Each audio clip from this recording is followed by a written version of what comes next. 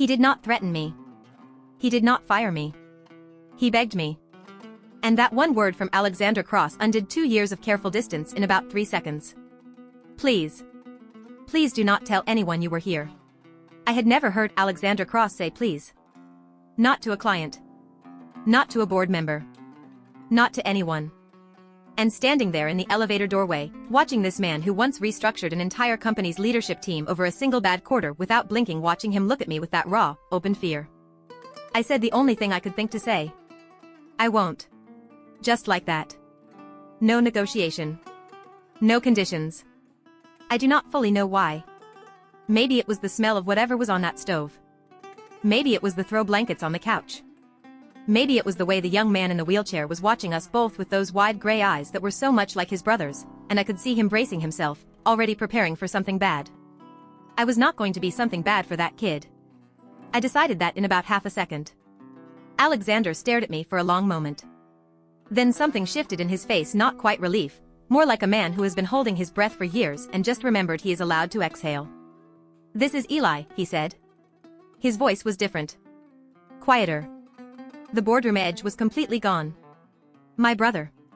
Eli raised his bowl at me. He was losing the argument about whether this risotto needed more Parmesan, he announced. I was winning. You can be the tiebreaker. I laughed. I could not help it. And I watched Alexander Cross, the most feared CEO in Manhattan, close his eyes briefly, like his 19-year-old brother was simultaneously the best and most exhausting thing in his universe. It needs more Parmesan, I said. Eli pointed at me. I like her. That was how I ended up eating risotto on the penthouse floor on a Tuesday night. Over the next 2 weeks, I learned more about Alexander Cross than I had in the previous 2 years combined. Eli has a condition called spinal muscular atrophy. He has had it since he was a toddler. He uses a wheelchair full-time now, and he has a physical therapist who comes 3 mornings a week, but Alexander does the evening exercises with him himself. Every night.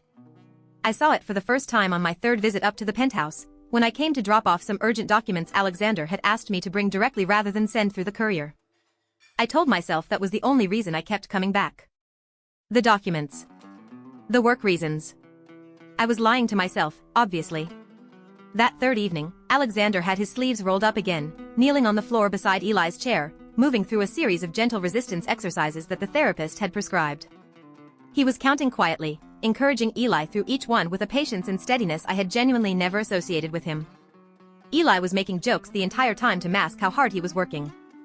And Alexander just let him. Laughed at the bad ones. Kept counting.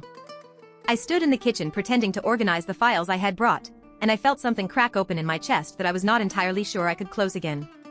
Here is what I pieced together over those 2 weeks, from fragments of conversation and the things Alexander did not say as much as the things he did.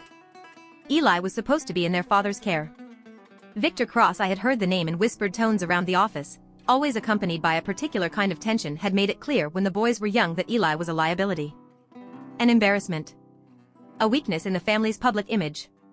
Victor had wanted to place Eli in a facility. Out of sight. Out of the narrative. Alexander had been 22 years old when he walked into his father's office, handed over his trust fund as collateral, and told Victor that if he ever tried to institutionalize Eli, he would go to every financial journalist he knew with everything he had learned growing up in that house. At 22. He had been 22 years old. He built his entire career, the ruthlessness, the reputation, the iron control, as a shield.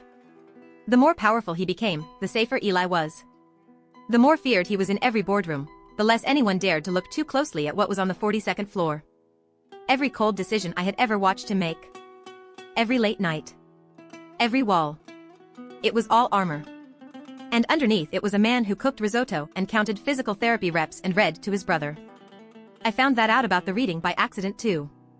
I came up one evening later than usual. The lights in the main living space were low. I could hear Alexander's voice from the hallway near the bedrooms, low and steady, reading aloud. I caught a few sentences before I realized what I was hearing. It was a Terry Pratchett novel. Eli had apparently decided Alexander needed to experience it, and Alexander, for all his power and authority, was sitting on the edge of his brother's bed reading it out loud without a single complaint. I sat down on the couch in the living room and waited, and I did not tell him I had heard. But something about the way he looked when he came back out, that quiet, undefended look, made me understand that I was already in trouble. because I was starting to fall for a man who did not know how to let anyone in. And I was starting to think he might be letting me in anyway. He sat down across from me that night and, for the first time in 2 years, asked me something that had nothing to do with work. He asked me why I stayed. Not just that evening but in general. Why I had never left, never transferred, never taken the offers from other firms I thought he did not know about. And I realized I did not have a safe answer. Not anymore. Stay tuned for the next part.